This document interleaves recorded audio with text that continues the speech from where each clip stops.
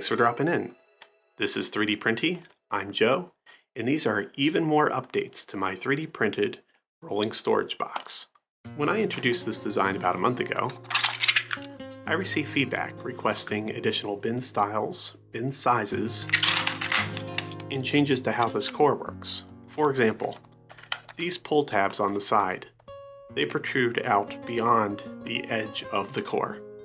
That means that if you print multiple of these, you can't stack them on top of each other reliably, because that tab causes an uneven surface.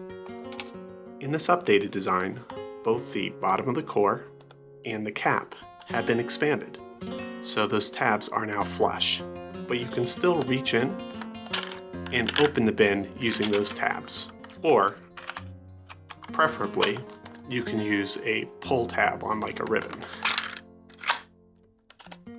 You may have noticed that both the base of the core and the cap of the core now have this octagon shape. That's not just for looks. That's for an optional piece that you can insert into the groove of the cap, and then you can set additional cores on top of it. Now, these don't lock into place the way, say, a Lego would, but they do mean that if you have a little bit of wobble, they won't slide off horizontally. You probably noticed that there's another difference to this box. With the old design, you had to open all the bins before this entire top could be unscrewed for you to access contents that you stored in the center of the core. But what happens if the items in the core are more often accessed than items in the bin? If that's the case, this is the design for you. This central part also unscrews, giving you easy access to what's inside. Yahoo! Those are the only updates to the core, but there's also new bins available. Let's start with these bins over here. These alternate colors aren't just for show. All these gray bins can now slide out. This makes it easier to get items from the bin or to rearrange the bins. These bins also slide out, but as you can see, they're only open on one side, and that side normally butts against the side of the bin here, keeping everything very secure. If you're worried about parts jumping from bin to bin, this is the best way to keep them in place. As always, all the files for this project are available for free on Thingiverse. I've placed a link to the project in the video description below. All these new bins in core styles are available in small, medium, large, and extra large sizes. But understandably, some people might want to be able to print larger bins than that. While you could scale up this file, someone may want the same size, but a longer bin. And I'm introducing a new solution to that problem. I'm calling this Just the Bits.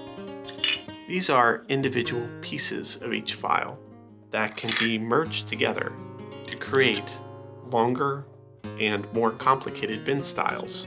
By combining these bits, you can create new combination bins that don't exist in the main project. For example, take this long divider piece and this regular divider piece. You could merge this with a bin, so this long divider runs through it. You'd kind of have to blend them together on top of each other. And you could take one of these regular divider pieces and blend that in there, creating a 4-bin out of a single bin. For the ribbon style bins, I typically only put a single ribbon in the center of the whole box. However, you could use several of these to create multiple straps. This would especially be useful if you were making a very long bin. Of course, creating longer bins is useless if you can't create longer cores, so the core pieces are also available individually. You just need one start, one end, and as many middle pieces as you need to get the length you need. Now, to be clear, I'm not recommending that you print all these bits individually the way I have, and then try to glue them together. The better solution by far is to pick out the pieces that you want, and then within your slicing software, be that Microsoft 3D Builder, Cura, Prusa Slicer, you bring the files in, lay them all out the way they need to be, and merge the objects together so that way you're printing one solid piece. I'm going to be posting a bonus video in the middle of this week showing how I do that within Prusa Slicer, but the basic concept is true for other slicing software. But I have one more thing to tease before the end of this video. Next week, I'm going to reveal a much larger bin size. This is designed so that way you don't need to scale up the existing design. You still get nice thin walls, and yet each individual bin is significantly larger than what used to be the largest size bin. I've updated the design significantly so that way you can still print it on most medium-sized printers. Now that I've completely overstuffed this video with teasers for future videos, I think I'll end it there. Thanks for stopping by.